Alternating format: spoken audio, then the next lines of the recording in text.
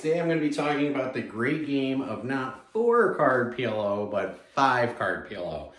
This is actually going to be a short video because I expect that most of the principles you guys have been watching still will apply, so I shouldn't have to go too much detail into that.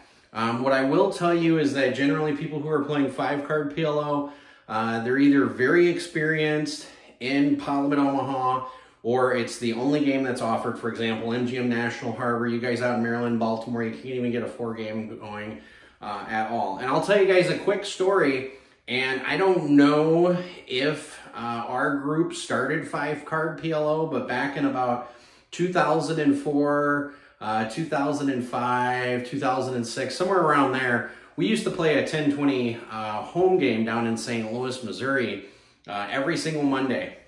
And it started at 9 o'clock in the morning, and believe it or not, there was a list all the way up until probably like midnight.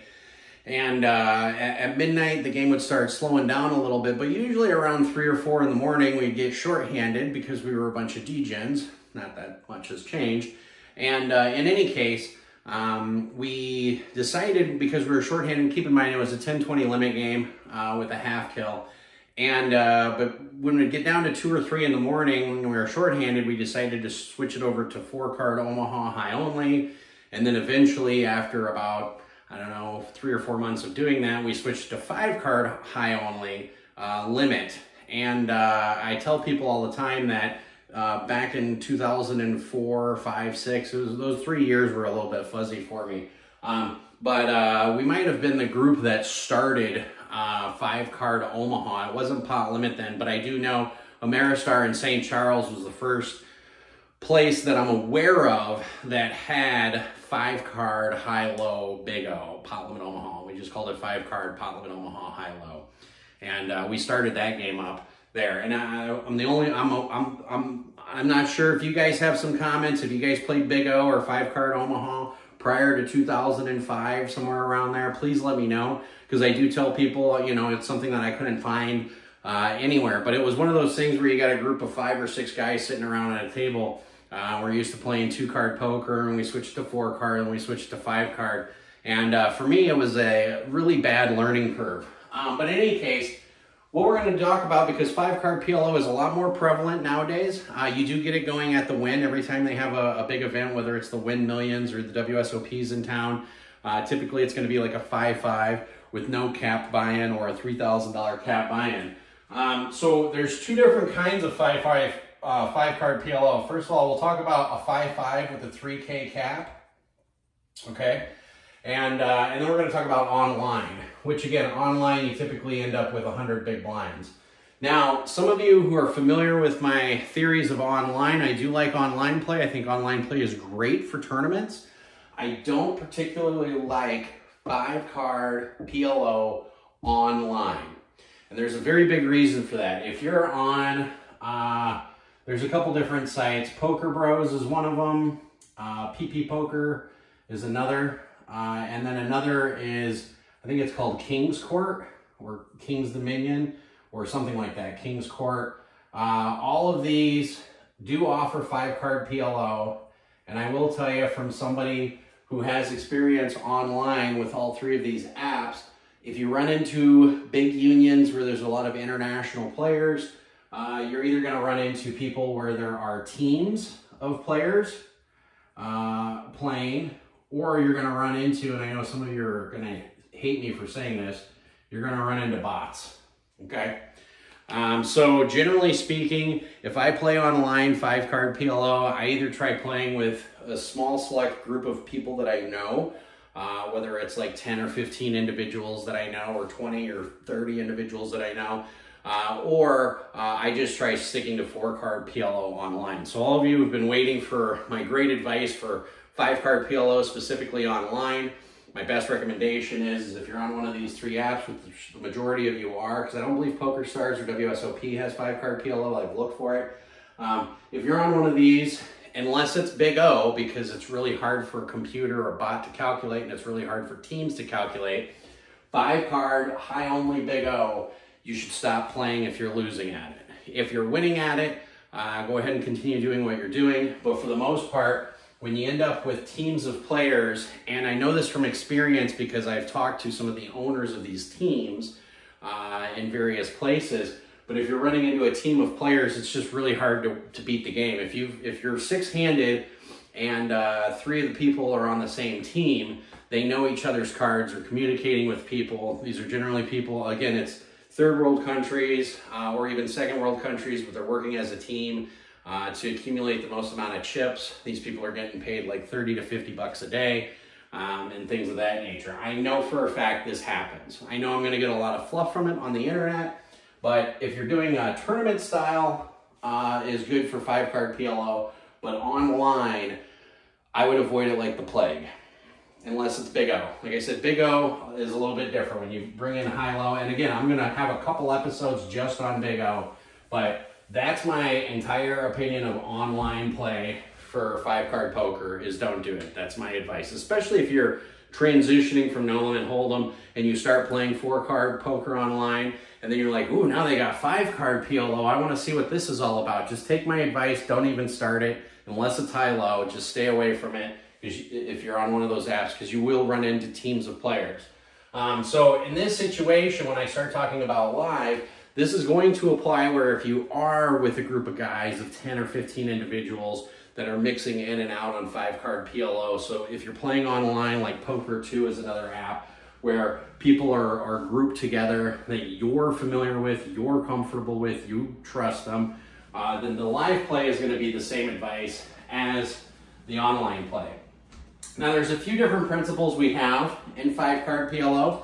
A lot of them are similar to 4-card PLO. So one of the things you guys might say is, well, 99XX or greater, Josh, does this apply in 5-card PLO? I do like to kick it up a little bit. Generally in 5-card PLO, I'm not playing anything with less than Queen, Queen, XXX.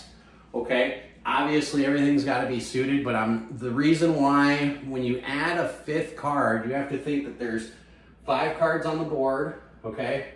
And then there's 5 cards in your hand. So you have 10 cards in the whole deck that you're playing with, okay? If you just think about it this way, that's almost 20% of the entire deck that each individual has access to. Now I know you're saying, oh, if it's 6-handed, that's impossible, Josh. Okay, I understand. We can take the percentage down a little bit. But say even, for example, you get like, what is it, 16% or 16.2%, somewhere around there. We'll call it 16% of the deck is in every person's hand. You know, every single individual has 16% of the deck. And I mention that because 16% is a great amount, okay? So when you're applying equity, you can still factor in the equity with how many outs you have. But here's important things. So there's a couple principles you live by. Take the 99X out of the equation, unless all 5 cards are playable. Start playing only with Queen, Queen, XXX. Okay, obviously you're going to have suits. A suited ace is what you want to play. Any suited ace. Doesn't matter what the other 5 cards are. Okay. And then you do need all 5 cards playable. You need one of these 3 to apply. And I'm going to put a little star by this one because when you have all 5 cards playable, particularly a rundown, these are hands that you should be 3-betting with, hands that you should be getting it all in with, pre-flop, depending on how crazy the table is. But these are, I'll call them all-in hands, okay? Generally speaking, you're not going to have bad equity when all 5 cards are playable. So say, for example, you have 7, 8, 9, 10 jack. That's a hand where I absolutely love. You have a 5-card rundown hand. You're never behind pocket aces when you have something like this because the equity in both hands is going to be very, very, very close. You can get it all in 3 ways and be 33% of the time if you have 5-card rundown, unless somebody else has a bigger rundown. I am going to say, though, one of the things that you have to watch out for, and this is the one that costs people a lot of money besides obviously flopping middle set and bottom set, is be aware or wary of low rundowns, okay? This is a situation where if I have a card where all 5 cards are playable, for example, say you have 2, 3, 4, 5, 6, this is actually a rundown I might end up mucking, okay? Depending on the situation, keep in mind everything is situational, player dependent, table dependent, depends on how crazy people are going. Now this doesn't mean that I haven't gone all in pre-flop for $1,500 or $1,800 with deuce 3, 4, 5, 6 at the win a few months ago. That did happen, okay? But just everything's a little bit situational, so just the way everything comes out really depends. But for the most part, I think that your run cards, any of your 5 cards that are playable, the bottom card should be somewhere between either a 6 to an 8. So if you have 6, 8, 9, 10, jack, that's about the bottom rundown that I'm going to do. And I'm reading that up sideways. But so the rundowns are going to be 6, 8 plus. So 6, 8, 9, 10, jack, somewhere around there. Keep in mind the 2 suit principle. If you're double suited and your opponent doesn't have those suits, you do have 4% more equity per suit. But be cautious, because since you are playing 5 cards, everybody has some kind of flush draw, no matter what. So it's more important that when you're playing 5-card PLO, that your starting hands, these are what I call your starting hands, are queen, queen, XXX or higher, and then, that brightens things up a little bit, helps if I turn on the light. We have a little bit of an overcast today. A suited ace, because again, you're drawing to the nuts, any 5 cards that are playable. So in situations like this, if you have a suited ace with 4 cards that are rundown, that's a really good hand. So we'll throw up something like ace, 7, 8, 9, 10 with like hearts and hearts, and then XXX, doesn't matter what those suits are. That's going to be a really good hand. But generally speaking, again, with 5-card PLO, I'm not trying to get it in all in on the flop. This is a game that I'm going to play a little tighter to the chest, okay? I try to avoid all-in pre-flop moments. Now, there are situations where individual to your right opens, you know, say you're playing a 5-5 game, so it's either a 5-5-10 or it's a 5-5 straddle up to 25. That's pretty common in 5-card PLO games. So people can bring it in for like 100 when you're playing live. Or if it's a 5-5-10, you know, you get the gist. But, you know, if you're playing and somebody ends up making it 60 bucks, you call and you get in between and they make it 200, you know, and then this guy makes it 800, you know, it's one of those situations where everything's a little situational. If you see that these people are on tilt, if they're just going crazy at it, you know, you got to adjust your play based on the play. But generally speaking, 5-card PLO does play a little bit tighter to the chest. The other, not really a principle, but based on my experience, especially if you're playing live, any check raise is not a bluff. In my experience of playing 5-card PLO, anytime somebody check raises, they're not bluffing, okay? I've called check raises with second set. I've called check raises if I have something like the nut flush draw and a straight draw. But any check raise, somebody is generally saying, the board's, you know, king 9-6, hello, I have a set of kings, please get away from the hand. This is my go away bet. And this is, again, not 100%, but in my years of playing 5-card PLO live, I might have ran into 1, maybe 2 check raises that were bluffs. For the most part, they just aren't. So, again, this is going to be a short one, but you heard my theory on online, and I know I'm going to get a lot of grief for that, and that's okay. I've got big enough shoulders to get that. But if you're playing live, or like I said, with a group of people, queen, queen, XXX is going to be your bare minimum starting hand. Suited ace is still going to apply. You do want all 5 cards playable. Now that doesn't mean if you have like queen, queen, deuce, 3, 4, that doesn't mean muck it, because not all 5 are playing with each other, even if the queen is double suited. But it just means that don't call a raise pre-flop with hands like 9-9, deuce, 3, 4. The minimum that you should have is starting off with pocket queens. And you're going to find out in 5-card PLO, if you haven't started playing it and you start playing it, that pocket queens or a suited ace or some kind of where all 5 cards are playable happens a little bit more often than you think. But there is a lot of action in here, but like I said, 2 big things. Be wary of any low rundowns. Again, this is if the board comes, you know, 6, 9, deuce, and you have 5, 6, 7, 8. So you have 4, 5, 6, 7, 8. Yeah, you can hit a straight with the 3. You can hit the nuts with a 5. But yeah, you get a 7, an 8, or a 10, you're susceptible to somebody else having a bigger straight. That is going to be a really common thing that you're going to find wraps occur a lot in 5-card PLO, of course, because you have one more card. But these are basically the essential principles that I live by. The other thing, position is still just as important. Position, position, position, position. You guys know my theories on button principle.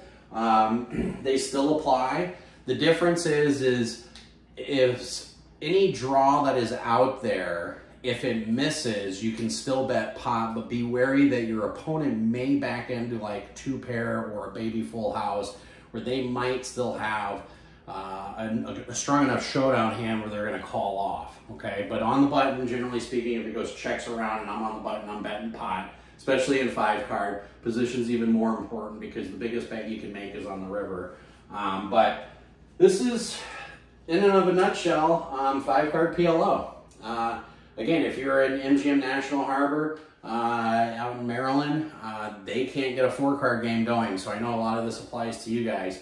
And if you're playing online, and find out, like, if you have a poker app tracking software, and I've used a couple, but find out where your wins and your losses are. Take 5-card PLO separately out of the equation. My guess is most people over time are going to lose on 5-card PLO online if they're playing in large unions. And I myself have done that. And I myself have played 5-card PLO online. But usually it's either with a group of guys that I know or when it's only 2 or 3-handed.